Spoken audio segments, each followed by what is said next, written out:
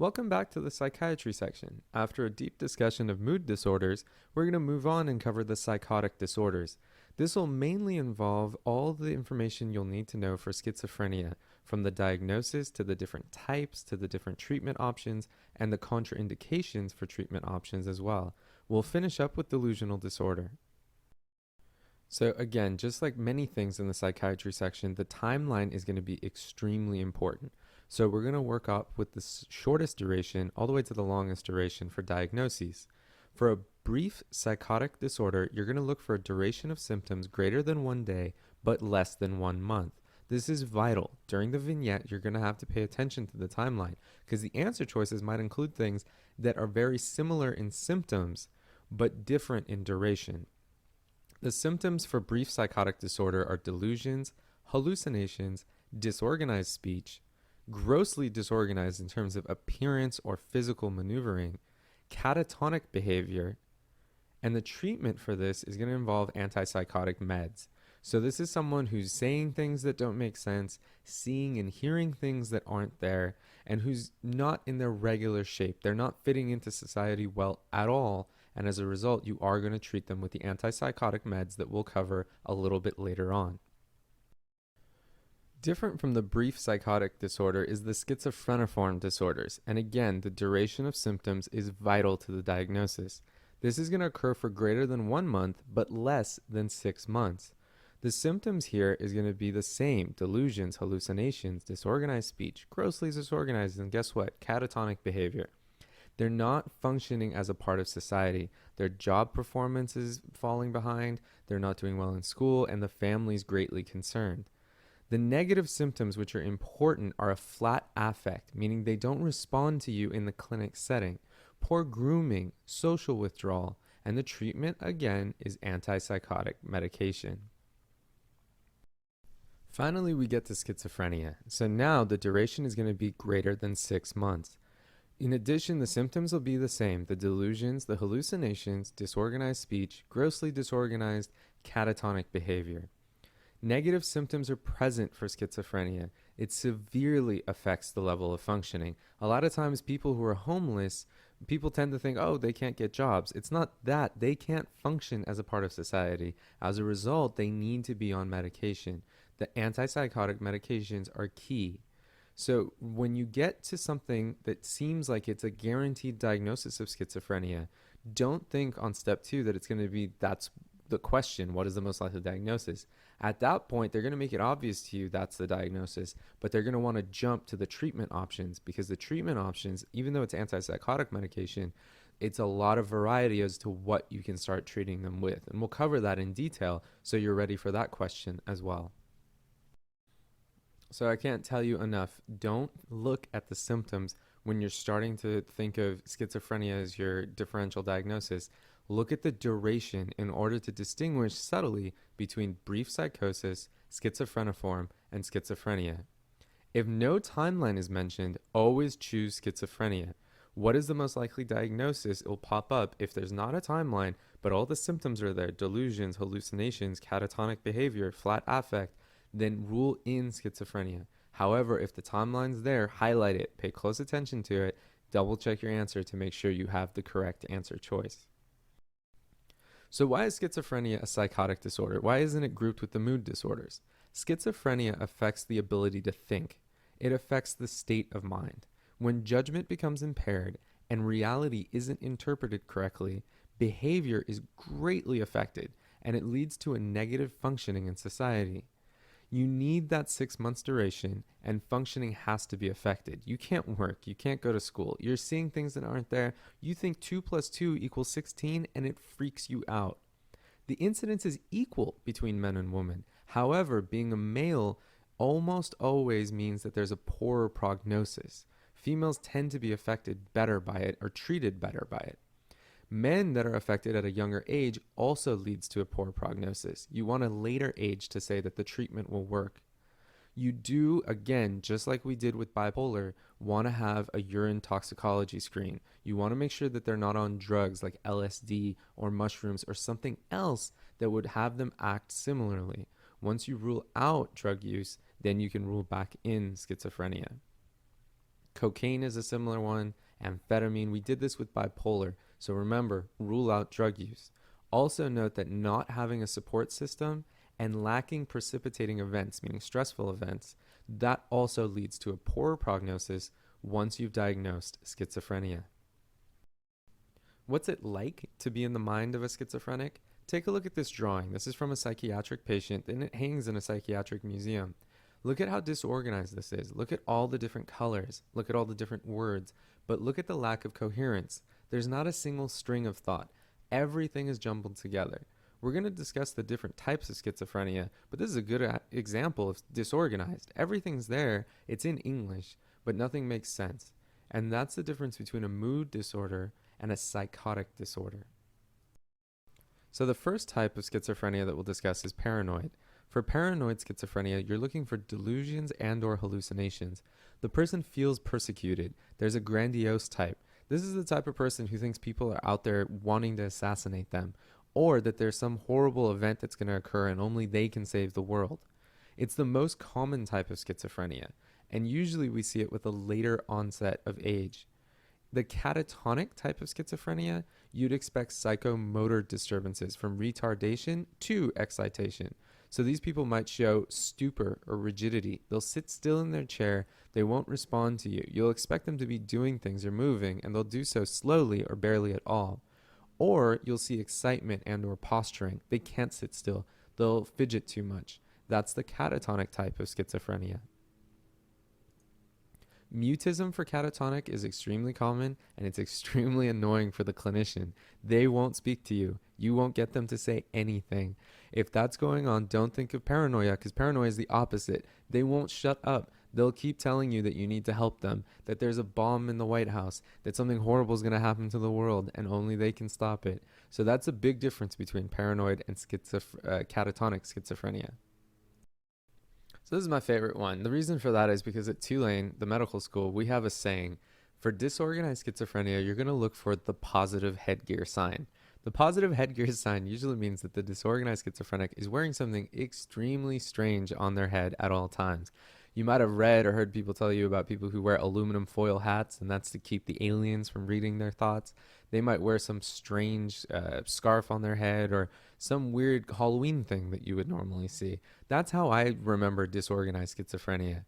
It's disinhibited behavior with little contact with reality. So they'll be walking around with a huge bunny-eared mask or something with Mickey Mouse ears, and you'll be thinking how strange the second you see them based on their appearance. That's disorganized schizophrenia. They're disheveled and they have these bizarre emotional responses. It's the worst prognosis, unfortunately, and mostly, too, because it occurs at the earliest age of onset. So remember that for disorganized schizophrenia. For residual schizophrenia, you're going to lack the positive symptoms. You won't see hallucinations or delusions. However, you will see the presence of negative symptoms, that flat affect, poor grooming, social withdrawal. So these are things you would expect from a normal person to have. They'll be talking to you. They'll look nice in front of you. They'll put some effort into their behavior. Whereas with residual, you won't see any of that. And undifferentiated schizophrenia, it's not meeting criteria for other types. You might have seen this in the clinics and on the hospitals as NOS, not otherwise specified. So when you see undifferentiated for one of the answer choices, note that that's what it means. You can't fit it into the other buckets of residual, catatonic, or paranoid, or disorganized.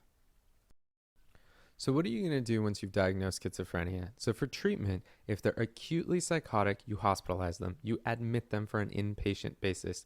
You do not follow up outpatient. They're not safe to themselves and others. You want to make sure that safety is there and that you can treat them with an atypical antipsychotic. You're going to look for risperidone, olanzapine, quetiapine, ziprasidone, aripiprazole, and paliperidone. Those are the atypicals that are better tolerated than the typical antipsychotics. In addition, if it's an emergency situation where you're going to want to use an intramuscular med to sedate them quickly if they're a danger to themselves and others, look for the answer choices olanzapine or ziprasidone. The reason for that is because they're well tolerated. If you're like me in the hospital setting, you might have seen physicians use haloperidol. That's true, and that's an option. However, for step 2, you always choose the option that's better tolerated, the one that has less side effects, and that's going to be olanzapine or ziprasidone. Very common with schizophrenia, these are people who aren't in the right state of mind. So you wouldn't expect them to be super compliant with their medication, especially if there's a poorer prognosis. So what do? Well, you want to give them something that's longer acting, something that stays in their system for a longer period of time and doesn't require them to continually have to take their medication. The first line treatment is risperidone. That's a good one. Haloperidol may be used, but it has more side effects. Note that if they have no response to a typical or atypical antipsychotic, you can use clozapine. It's never used as first line, however. One really important factor to note, especially for the pharmacological treatments, you have to know the side effect profiles of the atypical antipsychotic. It's common in step 2 to have 2 of them on the answer choices, and you have to pick the best one based on side effect profiles. So let's go through the side effect profiles. For olanzapine, the side effect profile there, it's generally well tolerated, but note that it leads to a greater incidence of diabetes and weight gain. So if someone is already a diabetic or they're obese, you don't want to start off with olanzapine. What about risperidone? For risperidone, there's a greater incidence of movement disorders. So as soon as those occur, you want to DC the risperidone and start them on something else. For quetiapine, what you'd see is less incident of movement disorders. So there's your treatment protocol. If you've put them on risperidone, you see the movement disorders, then you can DC and put them on quetiapine. What about ziprasidone? For ziprasidone, increased risk of prolongation of QT interval, avoid and conduction defects. Note if they have cardiac issues, ziprasidone is contraindicated. Clozapine, the one that we talked about, if there's no response, what's its side effect profile? Agranulocytosis. So you're going to want to monitor their CBCs. You're never going to use this as first line given that side effect profile. So let's try a case. It's important that we apply our knowledge and get points. So here we're going to look at a 22-year-old woman with schizophrenia. She's 30 pounds overweight and suffers from type 2 diabetes. She's concerned about her meds and asks for advice. What's our question?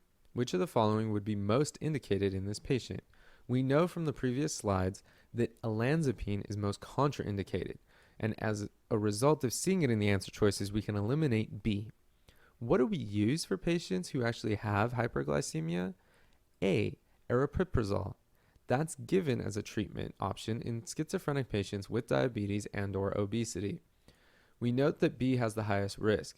Well, clozapine also isn't used as first line, and quetiapine has a medium risk, and risperidone isn't going to help this patient. Answer choice A will actually help them, and it's used in schizophrenic patients with diabetes and/or obesity.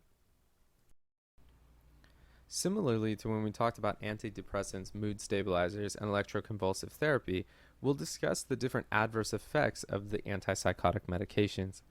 So for acute dystonia, what you want to note is the onset of symptoms can be hours to days after they've been given the medication. The symptoms are going to be muscle spasms. It's going to be torticollis, laryngeal spasms, oculogyric crises, so their eye movement is going to be affected. And the treatment, you're going to DC the antipsychotic, and you're going to give them benztropine, trihexyphenidyl, or diphenhydramine. That'll help with the adverse effects. For akathisia, you're looking at something weeks after they've been prescribed the antipsychotics. There'll be restlessness, pacing, rocking, and inability to relax. That's the biggest one for akathisia. So you'll reduce the dose, you'll give them beta blockers for that restlessness, and you'll switch them to an atypical antipsychotic. Note on the exam, one thing that you might see that's possible for step 2 are a confluence of different events, and you have to narrow it down and decide what's going on. For example, what I'm saying is you might have a schizophrenic patient who was admitted for a surgical operation and they were given anesthetics. So remember, anesthetics have similar types of adverse effects. So you have to note based on timeline whether it was the anesthesia drugs or it was their antipsychotic meds that were causing these problems. Here we've got a great image of the muscle spasms you'd see in acute dystonia. Look at the neck there, the way that it's bent, and look at the arms. This person's contorted. That's the torticollis that you might see from acute dystonia. Remember, benztropine is a good treatment option once you see a patient come down with these adverse effects. Continuing on with other common adverse effects, the first one we'll discuss is tardive dyskinesia. So that's rare before 6 months. Usually for the vignette, you'll read about someone who was on antipsychotic medications for decades, for a very long sustained period of time. And the symptoms are going to be abnormal, involuntary movements of head, limb, trunk, and perioral is a big one, that lip smacking. They'll constantly need to move their lips and their mouth. That's going to clue you in that tardive dyskinesia is the proper diagnosis. How are you going to treat this? Well, you're going to switch them to an atypical, and clozapine has the least risk of tardive dyskinesia. What you do want to note, however, is that once it occurs, it's irreversible, so you want to stop its progression. And remember, I discussed one thing that you might see is that confluence of events. So they'll be under anesthetics. They came in for a surgical procedure. Well, if they're also on antipsychotics, now you might have to narrow it down and figure out whether it's neuroleptic malignant syndrome or malignant hyperthermia from an anesthesia drug that they were given. So let's discuss neuroleptic malignant syndrome. It's not time limited. It can occur basically at any time, and you see muscular rigidity, fever, autonomic changes, agitation, and obtundation. Here, the treatment, however, is going to be the same whether it's malignant hyperthermia or neuroleptic malignant syndrome. You'll give them dantrolene or bromocriptine. All right, let's test our knowledge on this case. We've got a 23-year-old man recently diagnosed with schizophrenia who started on haloperidol. Within a few hours, he develops muscle stiffness. His eyes roll upward and he cannot move them down. So he's on the antipsychotic with a bad side effect profile, and it happens hours later. That's important. What's the most likely diagnosis? So take a look at what we have and note it's going to be the one that occurs quickest. And if you remember back, that's not tardive dyskinesia. Remember, that one takes about 6 months. We don't have anything to say it's serotonin syndrome. So hopefully you're looking at answer choice E, and you know it's a few hours. So that word acute is extremely vital. And that gives us the acute dystonic reaction. Not tardive. Neuroleptic malignant syndrome, it's not going to be eye issues. It's going to be that fever, the sweating, the muscle rigidity.